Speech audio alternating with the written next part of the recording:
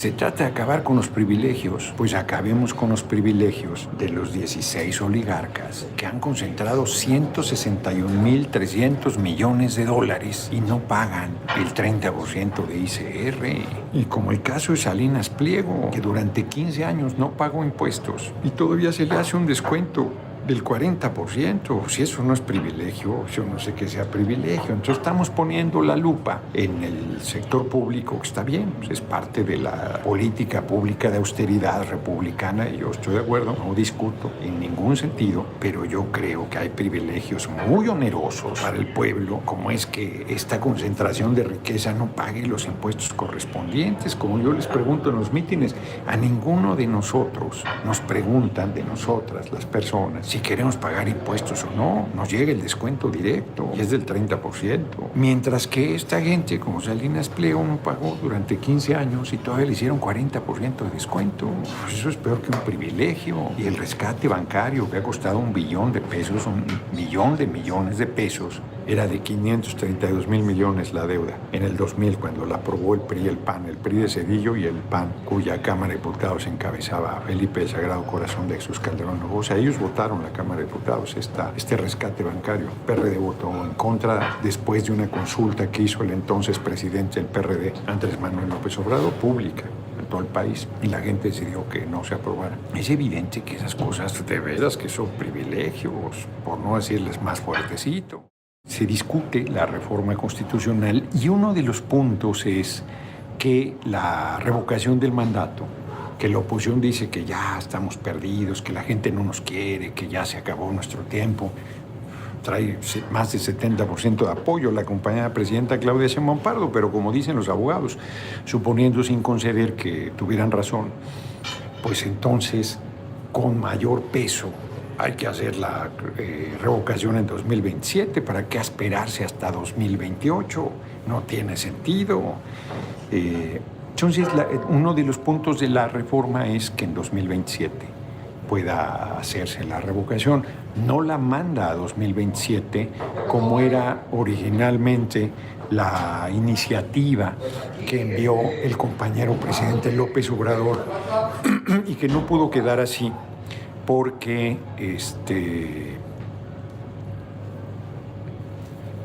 no teníamos mayoría calificada en el Senado cuando Monreal encabezaba la Cámara de Senadores. Entonces tuvo que negociar y lo mandó a 2028 porque la oposición argumentaba lo mismo que ahora, que queríamos a Andrés Manuel López Obrador en la boleta para apoyar a nuestro movimiento. Son esquizofrénicos, porque por un lado, esquizofrénicos políticos, porque por un lado dicen ya, se les acabó, el pueblo los va a echar, están hartos de su incapacidad, no hace nada, no sirve, la cuarta transformación, todas las necesidades que dicen. Y les decimos, bueno, pues entonces con mayor razón, porque la mayor participación de la gente se da en dos momentos. La mayor, sin duda, en las elecciones presidenciales, pero ahí pues, ni modo que revoques cuando vas a elegir. Ahí se acabó, ya se va el que sale, se elige a quién va a entrar. Entonces ahí no hay discusión. Aunque sea el de mayor convocatoria, pues ahí no tiene sentido. La intermedia es el segundo momento de mayor participación electoral. Es el evento de mayor participación pública después de la elección presidencial. Por lo tanto, es lógico que digas, además, para no gastar más dinero,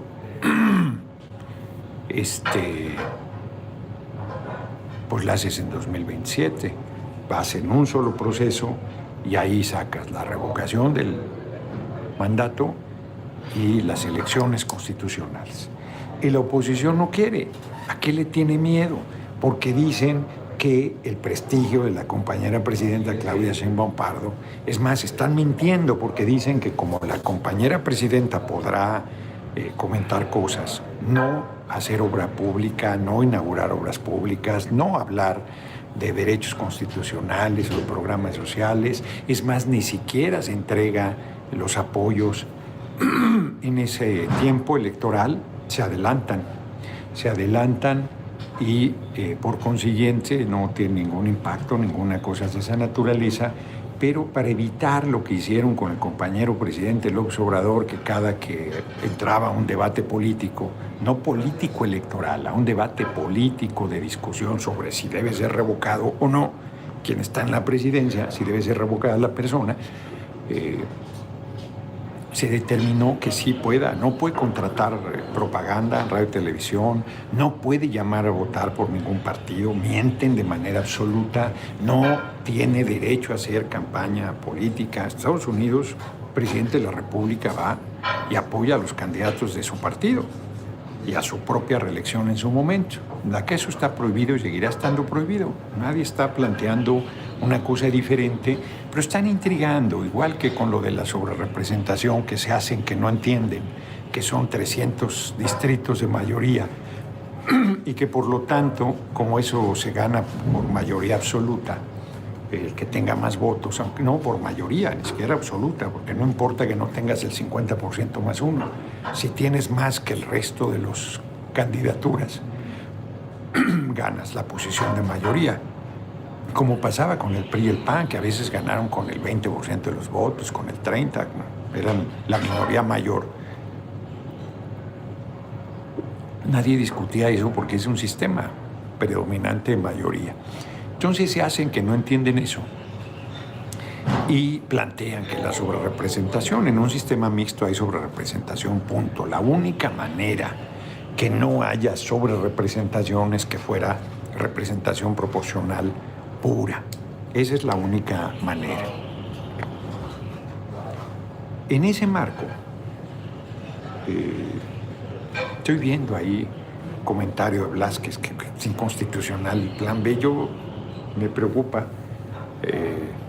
que esté pensando el PT. Voy a buscar a Alberto Anaya para ver qué está pensando, porque no entiendo de qué hablan. No hay ninguna razón para no apoyar la iniciativa constitucional que ha enviado la compañera presidenta, que es esto de la revocación, que queda en el 27 y en el 28. O sea, quedan las dos posibilidades. Si se determina que no, que vaya al 28, el 28, la elección del Poder Judicial está pensando moverse al 2028, porque fue muy complicada la de 2025. Y la disminución de regidores, porque hay municipios que tienen, creo que hasta 35 regidores. Entonces se busca que máximo sean 15, se retira, hay municipios grandes que se había metido una segunda sindicatura que ha complicado mucho el funcionamiento de los ayuntamientos, se quita la doble sindicatura, que el mínimo sea de 7, pero hay municipios que tienen menos de 7, entonces los que son de menos de 7 se quedan como están. Hay un transitorio que establece que donde haya menos de 7 en la condición que está se queda, porque no se trata de aumentar, al contrario, se trata de disminuir, se baja el costo, no se disminuye el número de diputados locales, que eso queda bajo la responsabilidad de cada municipio, de cada estado, perdón. Se disminuye el presupuesto con las políticas de austeridad, y todos los recursos que se liberen de disminuir la carga del cabildo y del costo de los congresos estatales, ese dinero va a obra pública en los estados que tengan pues, ese beneficio. Y el presupuesto del Senado se disminuye en 15% de manera gradual de aquí al 2030.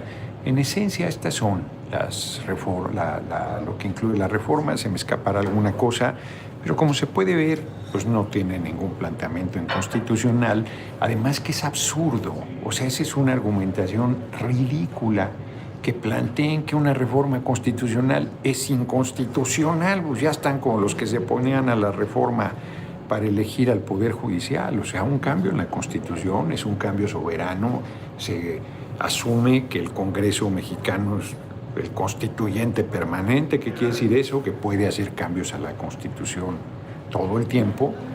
Para eso se nos dio un mandato electoral, un mandato popular, y por lo tanto, pues una reforma constitucional no puede ser inconstitucional.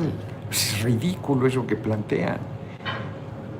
Desafortunadamente, durante los gobiernos neoliberales se hicieron cambios a la Constitución que atentaban contra los pilares y la esencia del marco constitucional. Lo he comentado aquí permanentemente, que estaban privatizando la educación pública, que atentaba contra el artículo 3º constitucional, el 27 al entregar el petróleo y la riqueza del subsuelo a las empresas transnacionales, el 123 de los derechos de los trabajadores, que por cierto, pero una pequeña digresión, a Milei, el presidente de Argentina, la Corte de Argentina le echó atrás la reforma que no era constitucional de aumentar la jornada a 12 horas y todas las barbaridades que había planteado, lo echó atrás por inconstitucional, porque contradice el marco constitucional. Porque era cambios de las legislaciones secundarias. Y el 130 del Estado laico. Esos los hicieron pedazos. Y ninguno, o sea, y por más que argumentaras que iba contrario al espíritu de la Constitución, pues el Congreso, el Poder Legislativo, tiene esa facultad. Nunca se le propuso a la gente que eso se iba a hacer y se hizo, contrario a los intereses del pueblo y de la patria. En esta ocasión no es eso, al contrario, es en beneficio de la gente. Ahora yo sí creo, no lo he comentado, hoy iba a comentar algo en la intervención pública, pero fueron como 7 oradores y había sido muy largo. Es más, yo mismo creo que debe haber hecho más breve mi intervención. Pedro Gómez, maestro, saludos desde Open, Utah, que de repente estaba bien, había sombra y todo, pero es muy cansado para la gente. Y a mí me tocó cerrar, entonces ya habían escuchado muchas intervenciones. Se trata de acabar con los privilegios, pues acabemos con los privilegios de los 16 oligarcas que han concentrado 161.300 millones de dólares y no pagan el 30% de ICR. Y como el caso de Salinas Pliego, que durante 15 años no pagó impuestos y todavía se le hace un descuento del 40%. Si eso no es privilegio, yo no sé qué sea privilegio. Entonces estamos poniendo la lupa en el sector público, que está bien, pues es parte de la política pública de austeridad republicana, y yo estoy de acuerdo, no discuto en ningún sentido, pero yo creo que hay privilegios muy onerosos para el pueblo, como es que esta concentración de riqueza no pague los impuestos correspondientes. Como yo les pregunto en los mítines, a ninguno de nosotros nos preguntan, de nosotras, las personas, si queremos pagar impuestos o no. Nos llega el descuento directo y es del 30%. Mientras que esta gente, como Salinas Pliego, no pagó durante 15 años y todavía le hicieron 40% de descuento. Eso es peor que un privilegio. Y el rescate bancario, que ha costado $1 billón de pesos, $1 millón de millones de pesos, pues yo creo que les debemos 800,000. Pues creo que cada año está siendo 40,000 millones de pesos el presupuesto. No chequé este año cuánto va. A ver si pueden encontrar cuánto va para el rescate bancario este año en el presupuesto nacional, por favor. Entonces, es evidente que esas cosas de veras que son privilegios, por no decirles más fuertecito, y de eso no se ha tocado nada. No se ha hecho ninguna reforma en materia tributaria. Que nuestro país sigue teniendo una estructura tributaria regresiva. ¿Qué quiere decir eso? Que quien menos gana más paga.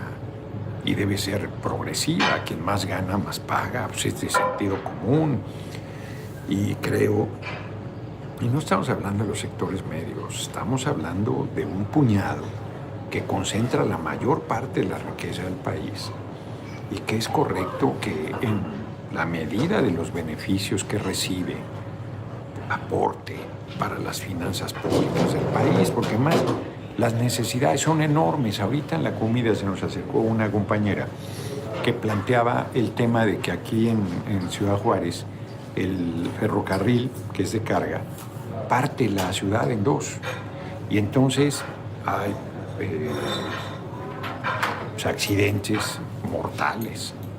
Y han planteado que pase por subterráneo, el tren, al pasar por la ciudad.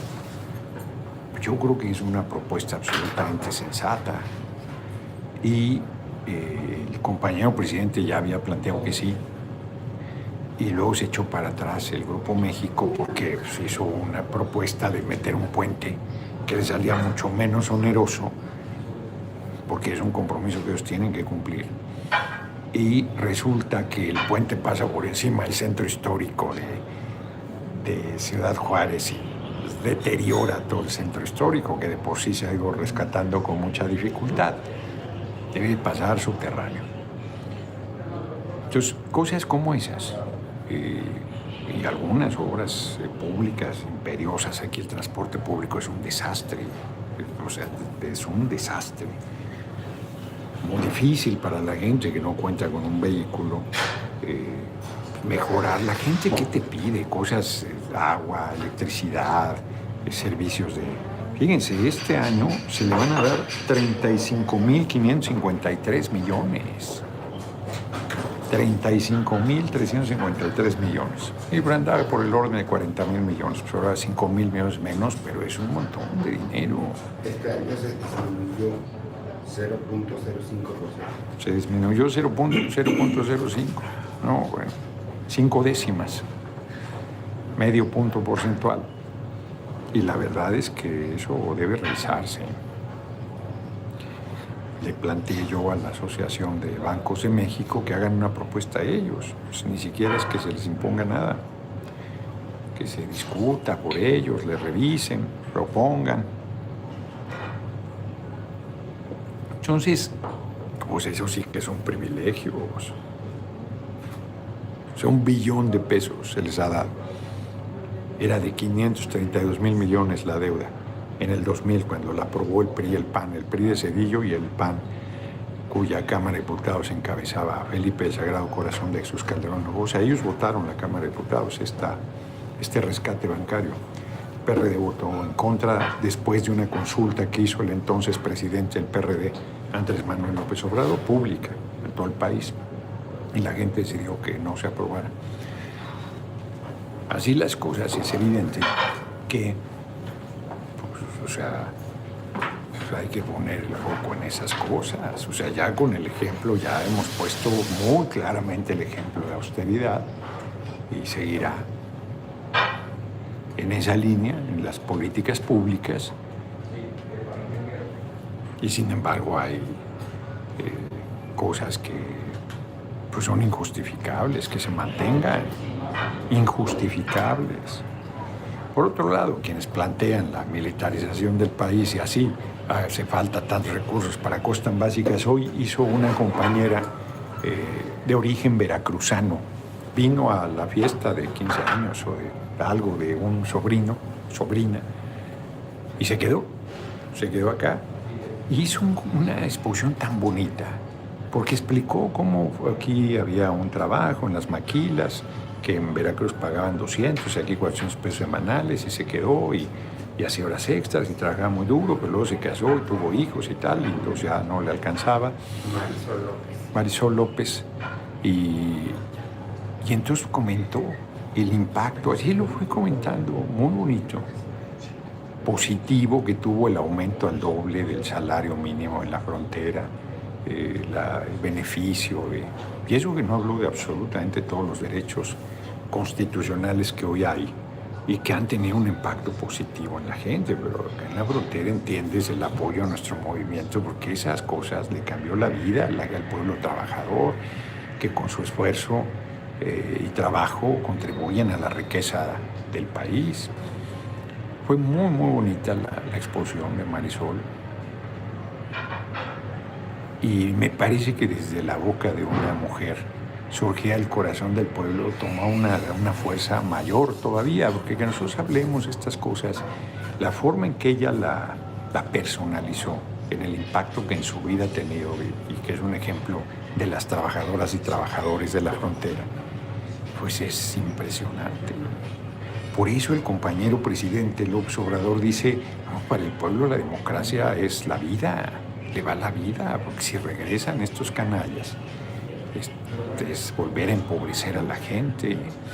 Y nosotros tenemos que ir a un proceso de transformación, no tenemos que ir, vamos a un proceso de transformación más profundo, que logre que nadie sufra por carencias económicas, porque además estoy recordando a Marisol, porque dijo su sueño. ¿Saben cuál es su sueño? Aparte de que pues, tenga un techo propio y la electricidad, agua, los servicios más elementales para un ser humano, que tenga un parque, que haya un parque en Ciudad Juárez. O sea, ¿quién puede discutir que eso es una necesidad primordial? O la mujer que en el restaurante planteaba el tema de la vía del tren. Aunque ella decía, oye, ¿por qué el Paso es tan bonita y tal? Y de Paso cruzas la frontera. Y, pues está re fácil, le digo, pues, están robándole el petróleo a Venezuela. Ustedes quieren robárselo a Irán. Están matando gente para eso. Tienen historia, nos roban 60% del territorio. No es que hagan las cosas mejores, pues es que si han saqueado a la humanidad de esa manera, pues está fácil que tengas mejores condiciones de vida. Es lo que se pierde de vista, porque pareciera que son más capaces. No, ese no es el tema. Para nada es el tema.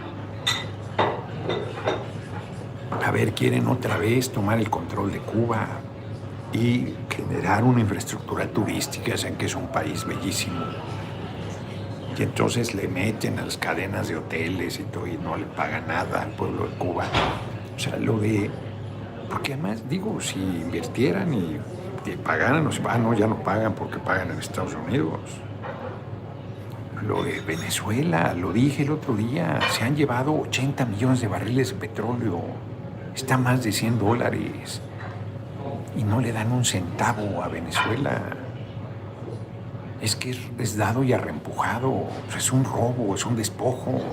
Porque en el siglo XXI, a los ojos del mundo, con los medios de comunicación que hay ahora tan ágiles, que en el lugar te enteras de lo que está pasando, es cierto que está llena las redes, eran muy confiables, están llenas de mentiras, de desinformación. A mí me irrita mucho, entiendo a quienes suben información falsa, porque pretenden contrarrestar a la información falsa que se hace en torno a las acciones del gobierno de Estados Unidos.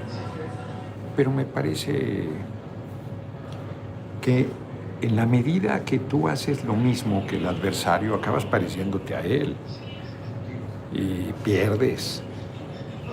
No es poca cosa que pierdas la autoridad moral y política que tienes sobre un acto arbitrario, injusto, porque el tema es seguir promoviendo la información, la unidad del movimiento,